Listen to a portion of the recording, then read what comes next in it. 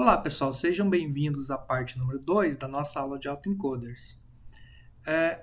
No vídeo passado nós acabamos mais ou menos aqui no slide 26, onde nós montamos um autoencoder que recebia uma imagem de entrada. Nós tínhamos um módulo aqui de encodamento, né, de embedding, e um módulo de encodamento, e o exemplo que eu mostrei para vocês foi um autoencoder para tirar ruído de imagem, certo? Nessa aula eu quero mostrar outras aplicações do autoencoder, onde nós vamos separar a parte encoder e a parte decoder e usar cada uma delas para um problema diferente. Inclusive na aula 16 eu já tinha comentado um pouco sobre isso, que nós podemos usar, por exemplo, só a parte inicial do autoencoder, né, que é o encoder, para fazer um embedding, né, ou seja, eu estou recebendo uma imagem e estou codificando essa imagem para um espaço, certo? E usando essa codificação depois em um classificador. Vamos direto então para o código, talvez seja mais fácil. Então vamos implementar aqui um embedding. Então qual que é a ideia do embedding, né? Treina um autoencoder com ambos os módulos, encoder e decoder, mas na hora de usar, né? Então na hora de eu treino a arquitetura completa, mas na hora de usar eu vou usar só essa primeira parte, a parte encoder da arquitetura. Por quê? Porque eu quero gerar um espaço latente, eu quero codificar essa entrada, da mesma forma com que foi feito, como eu comentei para vocês lá no PCA, né? Então eu quero codificar essa entrada em um número de características menor, que eu chamo aqui de espaço latente. Então, como é que a gente faz isso? Primeiro, os imports, nada demais, né? Vou fazer a abertura aqui da base de dados MNIST. Tem um plotzinho aqui do MNIST, só para a gente visualizar como é que é. Vou normalizar essa base, lembrando que eu sempre tenho que trabalhar entre 0 e 1. Nesse caso aqui o noise não estou precisando, então deixa eu apagar. E aí eu vou construir o meu autoencoder, certo? Igual a aula passada, eu tenho uma entrada de 28 por 28, eu tenho um filtro de convolução, né, uma camada de convolução, duas camadas de convolução, e aí eu tenho, então essas duas camadas fazem o meu encoder. Tanto é que a saída da segunda chamada eu chamo de encoded, não de x. Poderia chamar de x, mas é só para diferenciar. E aí eu tenho duas camadas de decoder, né, que são convoluções transpostas. Então aqui em cima duas convoluções normais, aqui embaixo duas convoluções transpostas. Se a gente fizer um model.summary, a gente vai ver exatamente o encoder que nós usamos no vídeo passado. Certo? Então eu tenho uma entrada de 28 por 28, faço o encoding para 14 14, faço mais um encoder para 7 7, então duas camadas de rede aqui para fazer o encodamento. Depois eu faço o descodamento de 7 para 7 para 14 para 14, de 14 para 14 para 28 28. Então também tenho duas camadas de decoder. Ok?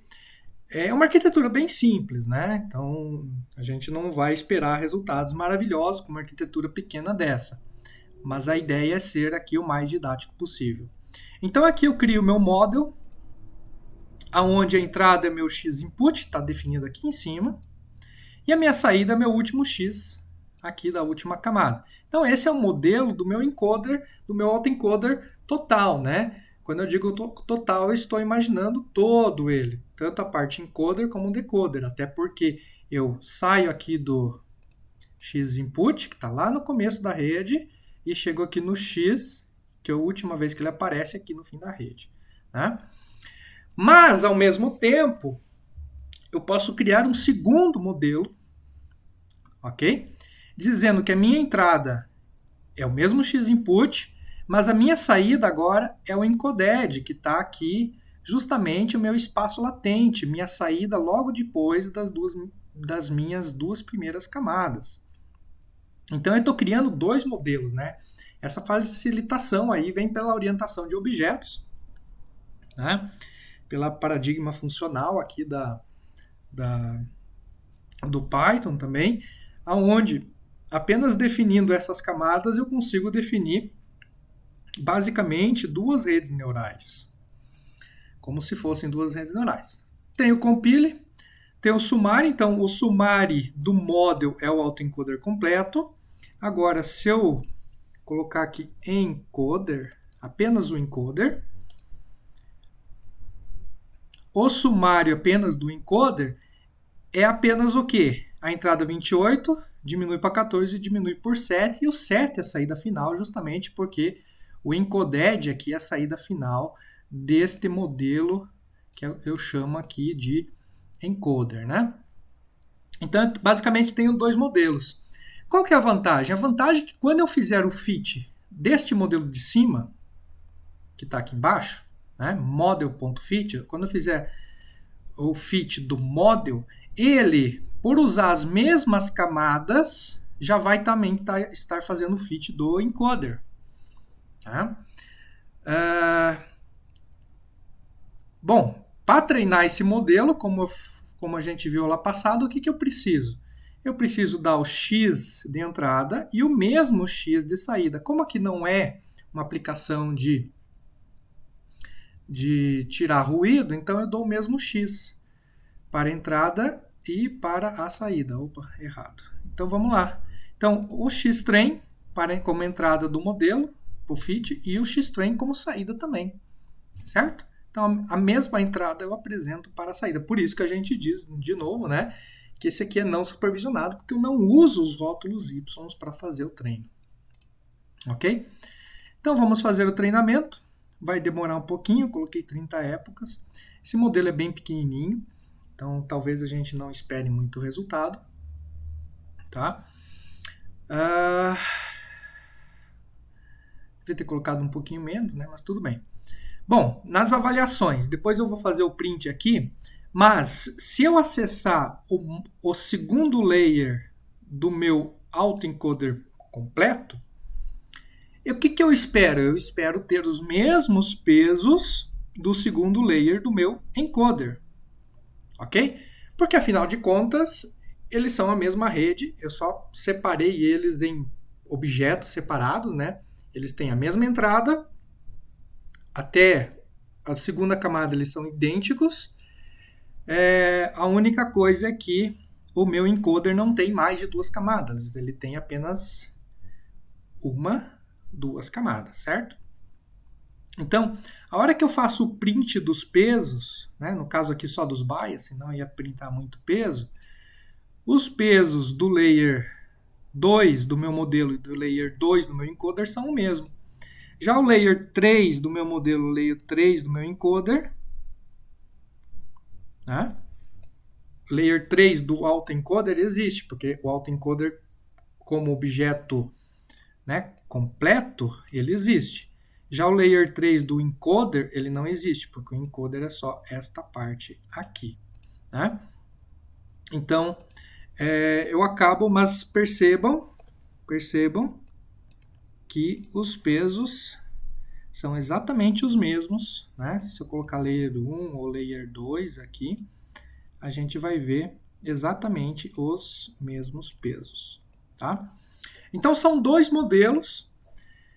A entrada deles é a mesma, é o x input, mas a entrada é diferente, a saída é diferente. No primeiro modelo é o autoencoder completo, com módulo encoder e decoder, e no segundo modelo a saída é só até a parte encodada, até só a segunda camada.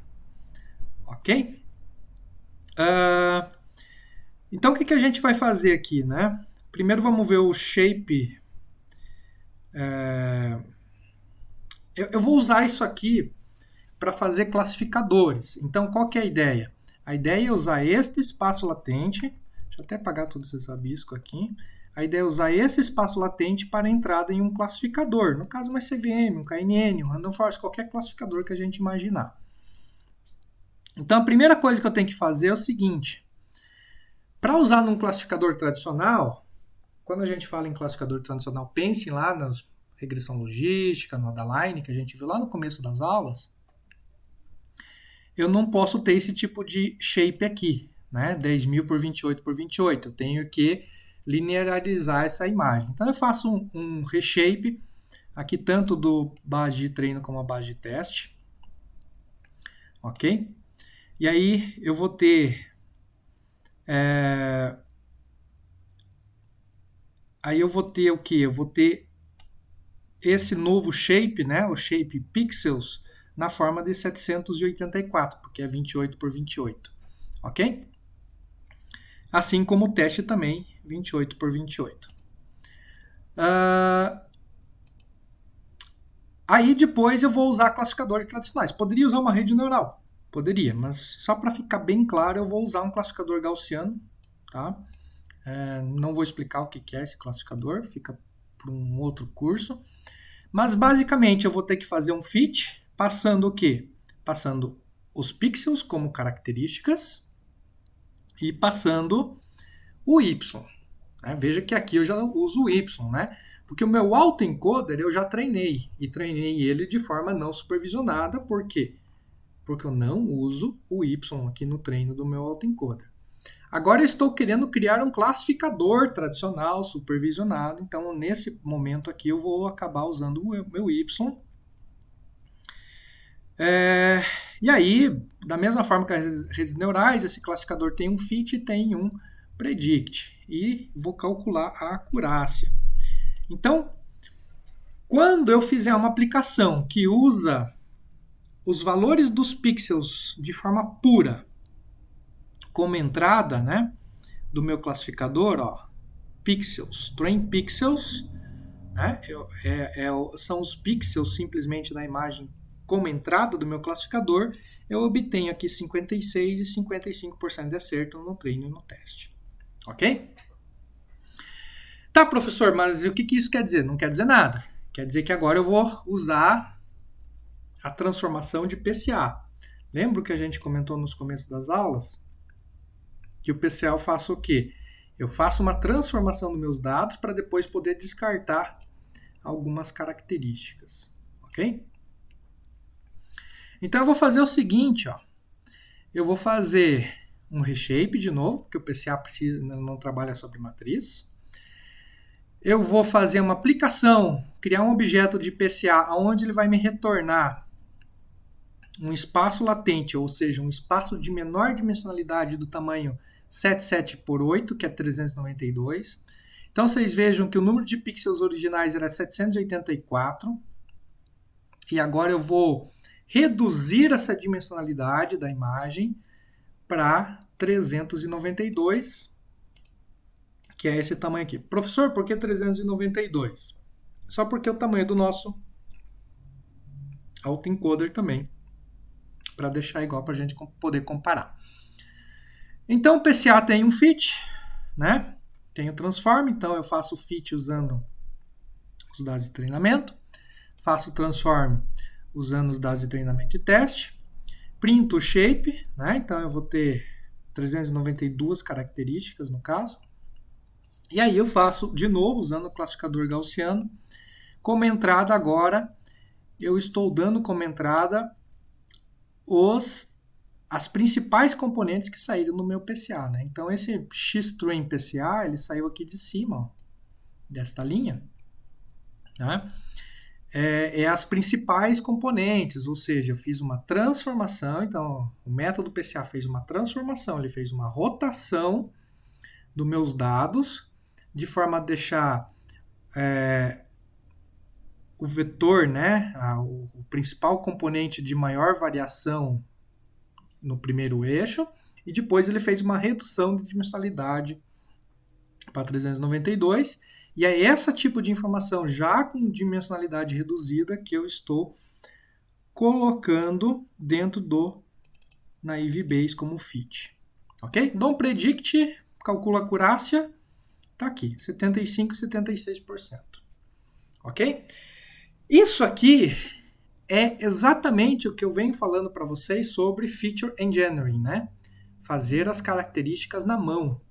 Então, o que eu estou fazendo? Eu estou pegando a minha imagem original, que era lá de 28 por 28, estou aplicando um PCA, eu sei o que o método PCA faz, certo? Eu sei de antemão que ele vai fazer uma rotação nos dados, achar, né, a maior variância e depois vai diminuir essa dimensionalidade escolhendo apenas os principais componentes. Poderia ser outro método qualquer, eu poderia aplicar aqui Fourier, eu poderia aplicar filtros de Gabor, eu poderia aplicar características de primeira. Tem uma infinidade de métodos que eu poderia aplicar em cima desta imagem original para transformar ela, né, para descrever essa imagem original em um vetor de menor dimensionalidade. Ok? Nesse caso, eu estou usando o PCA, mas poderia ser outro método qualquer. Isso é engenharia de características. Por quê? Porque é eu, como engenheiro, que eu estou definindo que eu vou usar o PCA. E o PCA faz uma transformação desse jeito. E não existe nada que possa ser feito diferente. O PCA não vai fazer nada diferente disso. Ok? E justamente aí que mora a diferença, né? Então, isso aqui é um exemplo clássico de Feature Engineering. E isto aqui é um exemplo clássico de Feature Learning. Ou seja, é a diferença, né, de Deep Learning e de métodos tradicionais aí para trabalhar pelo menos com imagem, mas também com vídeo e com som. Aqui, eu não estou usando o PCA, inclusive tem um import sobrando aqui, que não deveria estar. Aqui, eu não estou mais usando o PCA. Eu estou usando o quê? O meu encoder. Tá vendo o meu encoder? Aquele cara que eu treinei aqui em cima, né? Esse encoder aqui. Eu fiz o treino em cima do model, mas como eu mostrei para vocês, tanto o model como o encoder, eles compartilham da mesma rede, dos mesmos pesos. Então, o meu encoder, o fato dele ser um objeto, ele tem também o predict, certo? Então, o que vai acontecer? Quando eu fizer um encoder do x-treino, e o meu x-treino ele tem esse shape original, deixa eu ver o que eu tô... Tá. Quando eu fizer um encoder do x-treino, ele vai encodar a minha imagem num esquema de 7x7x8, que é o que ele cospe aqui, né?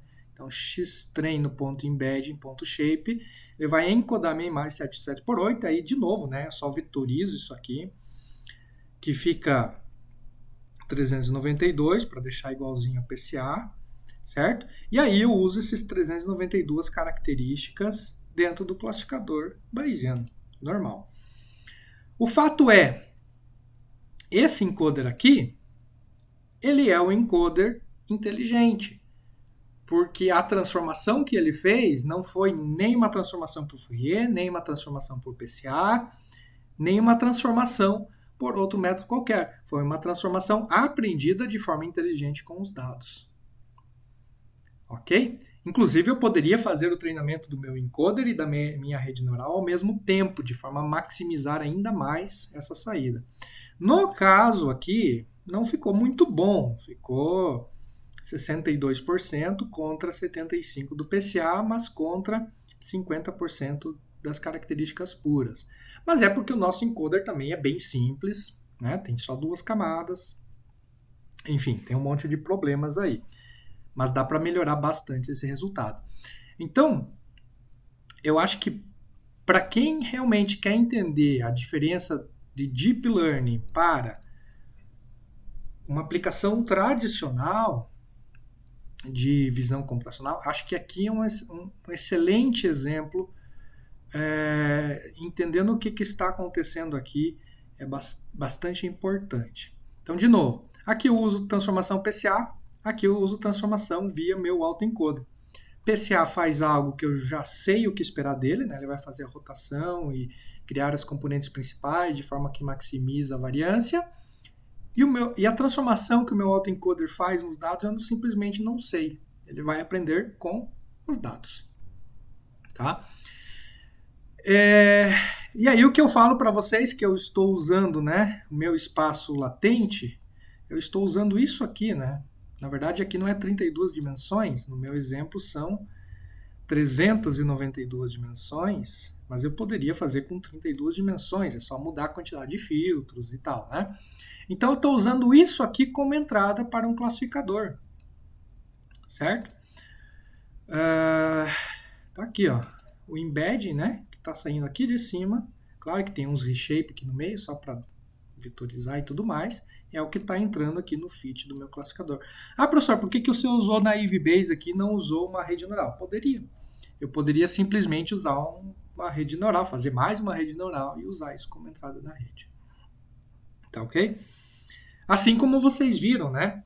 Quando, nas aplicações lá de redes recorrentes, nos últimos vídeos, tinha um embedding e depois tinha a rede LSTM. Então é mais ou menos a mesma ideia. Tá ok? Pois bem, eu estou usando então esse esquema aqui de descartar a parte decoder e usar só as primeiras camadas. Isso se chama-se na literatura de embedding, né? De espaço latente, etc. Mas eu poderia também, ao invés de descartar o decoder, eu poderia descartar o encoder e usar isso aqui. Qual que é o efeito disso? Bom, se eu usar só esta camada da frente aqui, só essa aqui, o que ela vai fazer? A ideia é que eu coloque algum número aqui na minha dimensão, que agora eu não sei qual é, e ele vai me gerar o quê? Uma imagem. Porque o autoencoder como um todo, ele entra imagem, gera imagem. Ou entra dado, gera dado.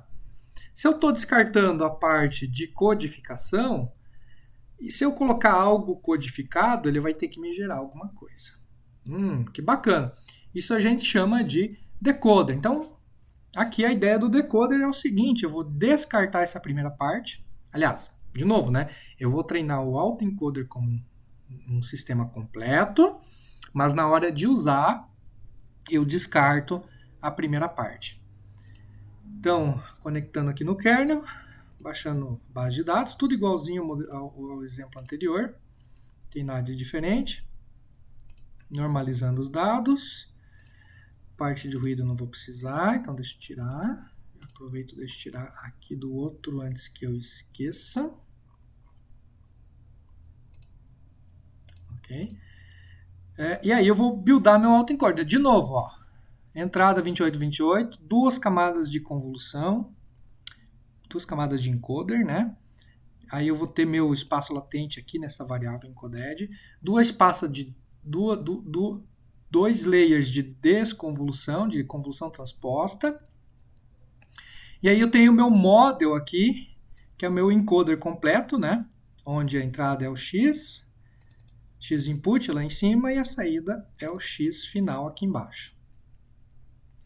Mas eu também posso criar o meu decoder. E o meu decoder o que é? Minha saída vai ser o X final aqui, ok? Isso não muda. Mas a minha entrada é outra coisa. Como tudo no Keras tem que ter uma entrada modulada, né, de forma certinha, então eu tenho que criar uma camada de input extra de 778, que é o tamanho do meu encoder.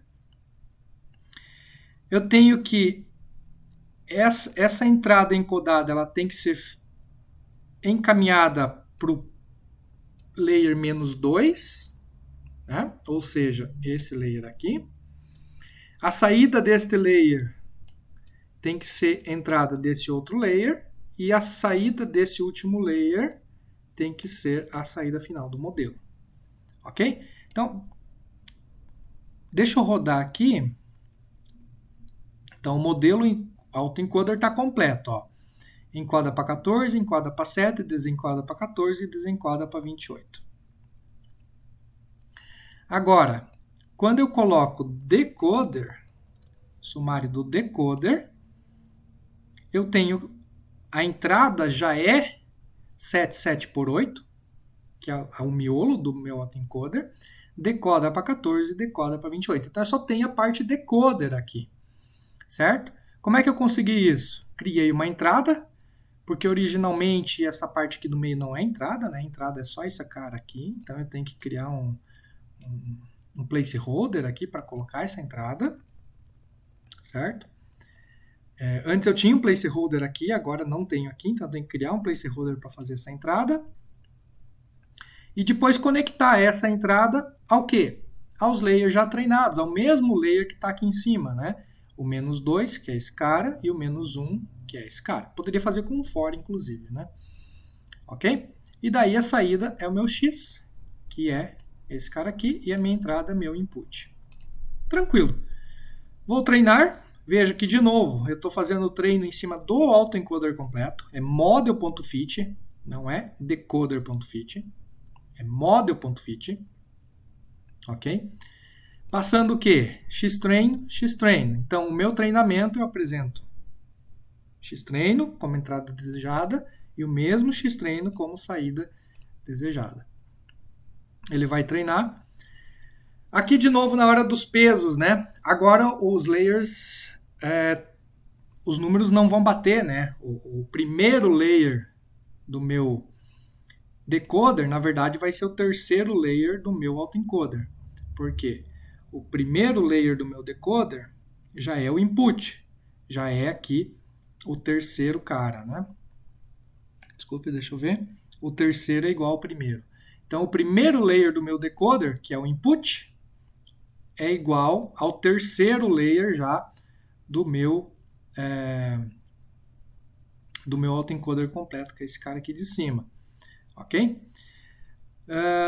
Assim como eu poderia, o meu segundo layer do meu decoder vai ser equivalente ao quarto layer do meu encoder final, do meu autoencoder original. Deixa eu terminar de treinar.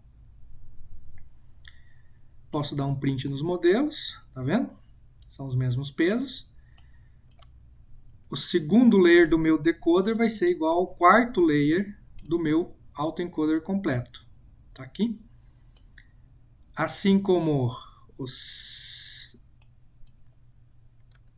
o terceiro layer não existe, porque o meu autoencoder só tem 2 layers. Um layer, 2 layers. 1, 2.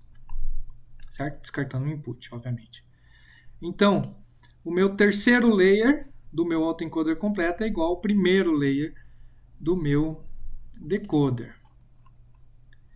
Então, o terceiro layer, esse cara, é igual ao primeiro layer. O quarto layer é igual ao segundo layer. Isso em termos de peso, né? E aí, o que eu faço? Bom, o que eu tenho que fazer é o seguinte, gerar um número randômico de 7 por 8, porque esse é o tamanho do meu espaço latente.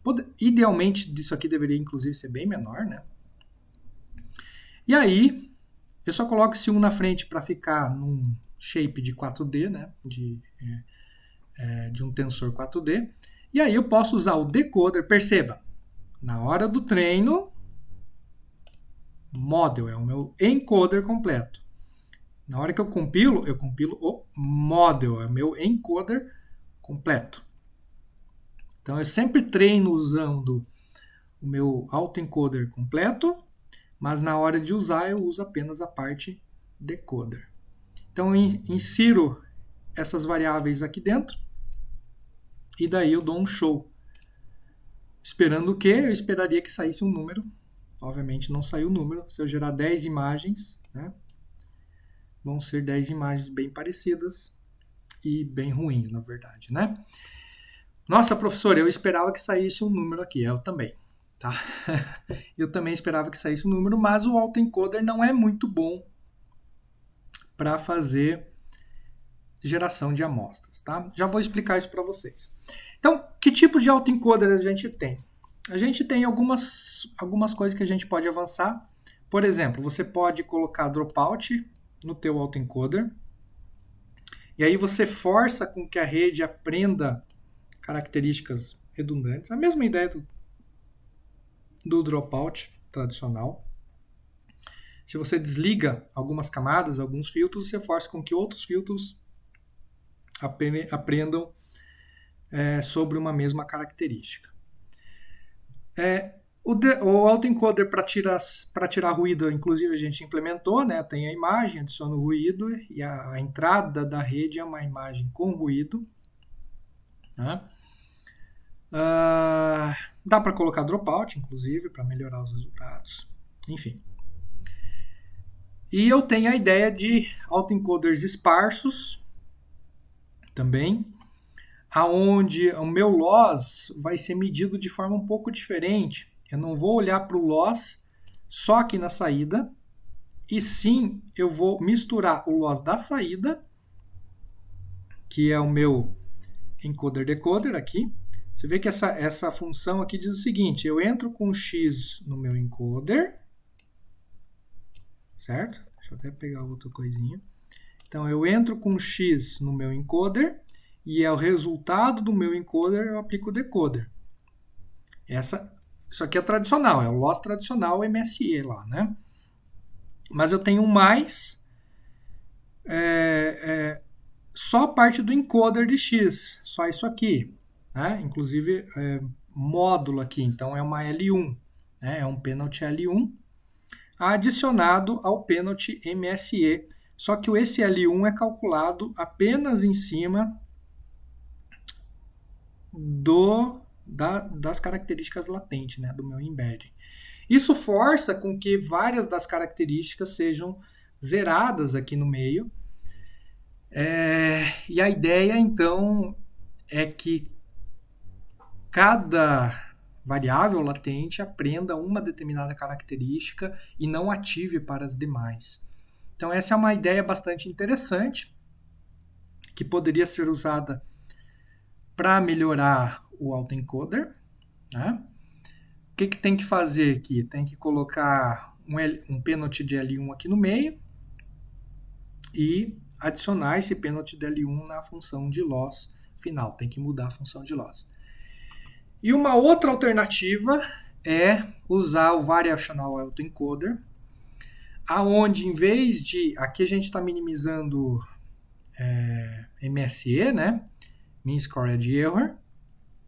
Só que em vez de minimizar o MSE, eu poderia minimizar aqui a divergência de Kullback-Leibler.